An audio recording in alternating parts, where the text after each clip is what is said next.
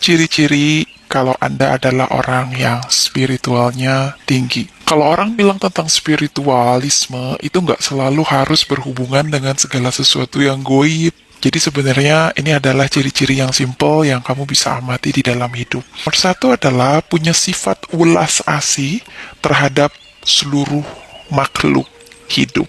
Jadi orang ini tuh bawaannya tuh terkoneksi ya dengan makhluk hidup lain. Ada rasa kasih sayang yang tinggi, ulas asih. Sehingga orang-orang ini itu kalau dia nanam tanaman, biasanya tanamannya selalu tumbuh subur. Tipe orang kayak gitu dia tuh karena dia spiritual. Kemudian dia disukai sama binatang. Biasanya orang-orang seperti ini juga sering didatengin sama kucing gitu ya, di jalan tiba-tiba datengin dia karena kucing itu makhluk yang peka terhadap energi. Dan orang-orang seperti ini juga biasanya kalau dia beternak atau dia juga senang pelihara-peliharaan di rumah ya, kayak pelihara ayam gitu, ayamnya itu bisa beranak banyak ya. Terus dia itu juga kalau pelihara mungkin kayak burung, burungnya itu sampai bertelur, beranak, dia tuh jadi tumbuh besar. Dan juga orang seperti ini karena dia welas asih, dia juga jadinya banyak disukai sama orang banyak. Tetangganya sayang sama dia, orang-orang di sekitarnya tuh seneng kalau ada kehadiran dia. Nomor dua adalah memiliki kepekaan yang tajam. Maksudnya kepekaan yang tajam itu jadi orang ini tuh sensitif.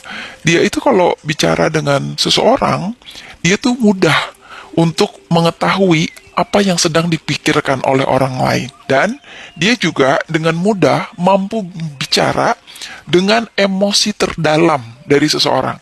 Kamu pernah nggak kamu ngobrol sama seseorang, entah itu teman kamu atau mungkin orang yang ketemu dimanapun, orang asing atau apa, tapi saat ngobrol sama orang itu tuh seperti kenal kamu lama. Orang itu tuh seperti kayaknya tuh dia tuh ngertiin kamu banget dan kamu ngerasa kamu dimengerti sama orang itu. Ya, jadi itu tipe orang yang seperti itu. Kemudian nomor tiga adalah memiliki batin dan pikiran yang selalu terkoneksi dengan Tuhannya. Di sini maksudnya memiliki koneksi dengan Tuhan itu bukan berarti Anda harus jago di agama tertentu. Ya, spiritualisme yang tinggi itu tidak selalu sebanding dengan religi yang tinggi. Ya, jadi ada orang yang mungkin dia secara agama dia tuh nggak pinter-pinter amat, dia juga nggak pernah habis baca kitab suci gitu ya, nggak yang sekolah agama, tapi dia tuh sangat-sangat memaknai dan sangat-sangat ngerasa terhubung bahwa dia itu di bumi ini ada sebuah pencipta yang jauh powernya di atas manusia gitu. Ngerti ya? Itulah spiritualisme. Jadi nggak selalu dikatakan pasti dia jago agama. Dan jangan salah, orang yang secara agamanya jago belum tentu dia spiritualnya tinggi. Bisa jadi dia cuma pinter di teori. Ngerti ya? Jadi spiritual yang tinggi itu nggak selalu harus dikotak-kotakan artinya ada agamanya. Kadang dia ya seperti yang saya bilang secara religi mungkin nggak pinter-pinter amat, tapi secara spiritualismenya batinnya itu selalu terhubung dengan Tuhan. Kemudian karena dia itu batinnya selalu terhubung dengan Tuhan, maka dia itu meyakini bahwa apapun yang terjadi di dalam hidup itu adalah kehendak Tuhan. Nah, karena dia punya mental yang seperti ini, mereka ini menjadi orang-orang yang cenderung lebih ikhlas, lebih legowo terhadap kehidupan. Ikhlas itu bukan berarti pasrah, ya. Ikhlas itu artinya dia itu bisa mengikuti alur kehidupan itu tanpa banyak rasa kebencian. Jadi mudah untuk memaafkan, mudah untuk mengikhlaskan. Bukan berarti pasrah ya, tapi mengikhlaskan. Jadi lebih tenang gitu hidupnya. Kemudian nomor 4, orang-orang yang spiritualnya tinggi, itu mereka rendah hati. Rendah hati itu artinya tidak sombong. Mereka itu selalu merasa dirinya itu butuh lebih banyak belajar, tidak pernah mengagung-agungkan dirinya, tidak pernah merasa bahwa dirinya itu adalah yang paling piawai atau paling jago gitu. Jadi dia selalu belajar dari kehidupan. Seperti ilmu padi ya, semakin berisi, dia semakin merunduk. Karena semakin kuat spiritual seseorang, semakin dia paham apa yang ia miliki bukanlah miliknya, tetapi hanyalah titipan dari Tuhan. Jadi dia tidak menonjolkan diri walaupun dia mungkin memiliki banyak kekayaan atau kelebihan gitu. Dia nggak ngerasa itu perlu ditonjolkan karena dia meyakini esensi kehidupan itu adalah titipan semuanya itu adalah titipan.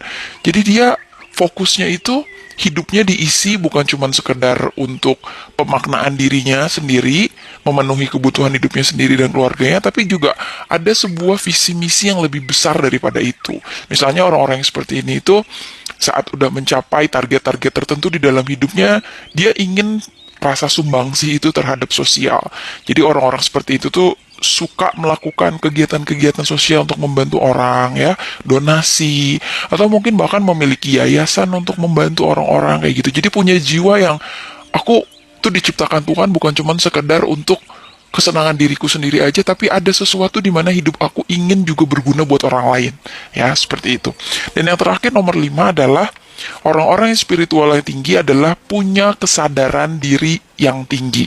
Nah, jadi karena dia punya kesadaran dan diri yang tinggi, dia itu mawas diri.